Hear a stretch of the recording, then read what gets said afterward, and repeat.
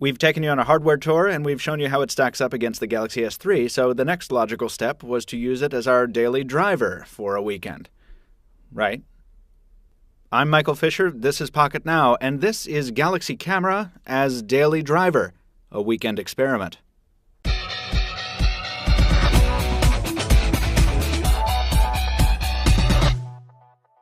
Now, before you say anything, no, this wasn't just a stunt. We really wanted to find out if the Galaxy Camera, which runs the full version of Android and packs a cellular radio, could substitute as a daily driver for some people, specifically shutterbugs, who don't make a lot of phone calls but do communicate in other ways, like via social media and texting.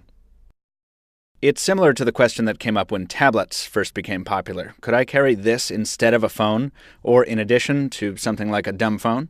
Is that possible? Is it workable? Is it practical? With the Galaxy Camera, in this use case it admittedly wasn't designed for, the answer is yes, it's possible to use as a daily driver. No, it's not practical, but it's not that far off the mark. I took it for a spin as my daily driver for a weekend on AT&T here in the Boston area, and I came away with these pluses and minuses. First things first, you can't use the Galaxy Camera as a phone in the traditional sense because there's no earpiece and the mic isn't in the right place. Furthermore, there's no phone application in the Jelly Bean build that ships with the camera. But you can use the speakerphone to make and take calls, and Skype works just fine in that regard, with and without video. In video calling mode, the primary shooter is used as there's no front-facing camera. Though the camera has a phone number assigned to it, it's not possible to make calls to or send texts to the device in the customary way. But once again, third-party apps like Google Voice work just fine for this purpose, and Samsung also bundles their own Chat On app for messaging. Of course, since this is an Android device, you can download nearly any messaging solution you like. Facebook Messenger and Gtalk performed very well during our time with the camera. That's a recurring theme with the Galaxy Camera. If it doesn't come with the functionality you need out of the box, you can download it from the Play Store in most instances, thanks to its nature as a fully fledged Android device. I was able to get my home screens lined up in my preferred order with HD widgets and transit titles, games, calendars, and even Spotify. It was a strange but fun experience to blast pinback from my camera. This being the AT&T version of the device, I was confined to HSPA, but data speeds and reception were quite good. And of course, shots taken with the camera's 16-megapixel sensor outclassed what's possible with most smartphone shooters. Having the option to upload directly to Facebook, Twitter, and Instagram without bothering with finding a Wi-Fi hotspot was really nice. Nothing new for smartphones, of course, but a convenient novelty on something called a camera. Unfortunately, that comes with some compromises, as you might expect. This being a camera, it's big and bulky compared to most smartphones. As I mentioned in the Galaxy S3 comparison, while portrait use is possible, it's not preferable because of the awkward way it sits in the hand. Landscape, dual-handed use is preferred. Again, no surprise there.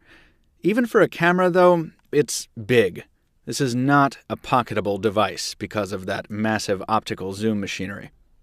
What was a surprise was the size of the battery included in the Galaxy Camera, only 1,650 mAh, and that limitation was really apparent. I don't know why Samsung couldn't find a way to include a beefier battery in this big hardware. It was easy to go from a full charge to a depleted cell in just over half a day, with heavy usage. And once again, that's usage as a smartphone substitute, not as a camera, so it won't affect you if you're using the device for its intended purpose, but it was still quite disappointing for such a big and heavy device to die so quickly.